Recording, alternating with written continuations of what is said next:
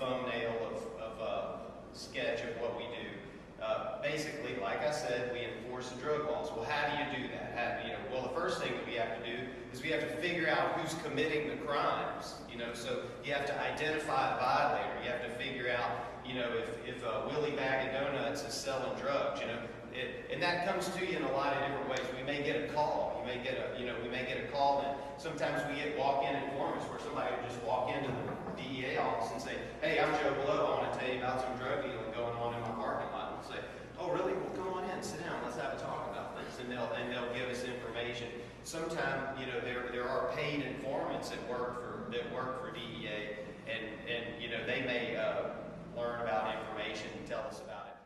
I was minding my own business one time, and this guy calls up and he says, "Hey, I'm an agent in Los Angeles, California, not for nothing, but we're up on 8 wiretaps right now, and we just got a phone call that there's a guy in the Hilton downtown with 3 gallons of PCP, and we don't know anything other than his nickname is Greg," that they called him Greg on the phone. And so we started an investigation. At the end of it, we arrested 22 people, including 2 people in their case, and putting them in the federal penitentiary for distribution and conspiracy to distribute PCP. So that's just an example of how information comes to us. The local police have responsibilities that we don't have. Okay, and those responsibilities are a patrol function where they're out in public, they're being seen. They have task force officers. You may have heard jump out boys or something like that. Where they're wearing kind of army style clothing. Black clothing and all that, and they're a little higher profile, and they're going out and they're making sure that people aren't just overtly out on the corner selling. Think of yourself as like a home run hitter. Home run hitters usually also have very high strikeout percentages, okay? But they're just standing back and they're just waiting for that pitch that they can just drive right out of the park, and they may not swing much until they see that perfect pitch coming. Well, that's a luxury that DEA has that NOPD doesn't have, because they're very public, they're responsible to the mayor's office and to the local populace, the people there and everything, to make sure that things don't get out of hand.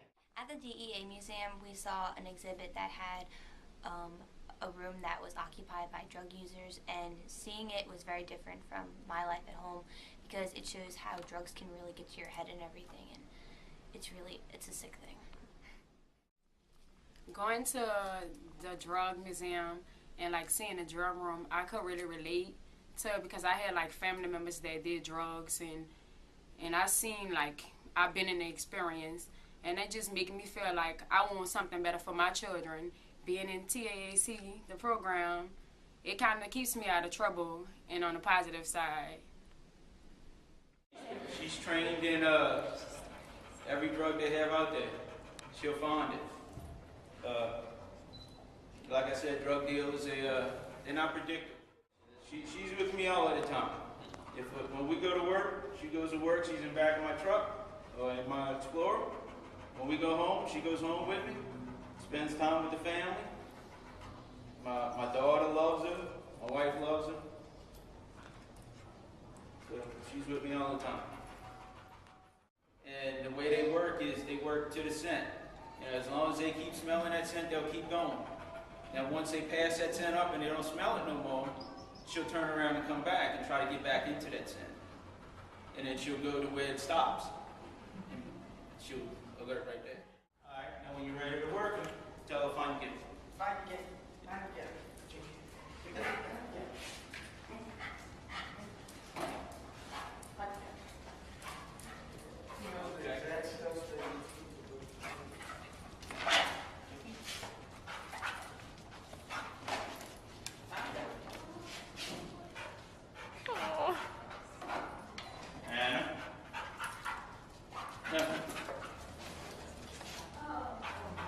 Good girl. Good girl. Good girl. Good girl. Is it here? Good girl. There you go.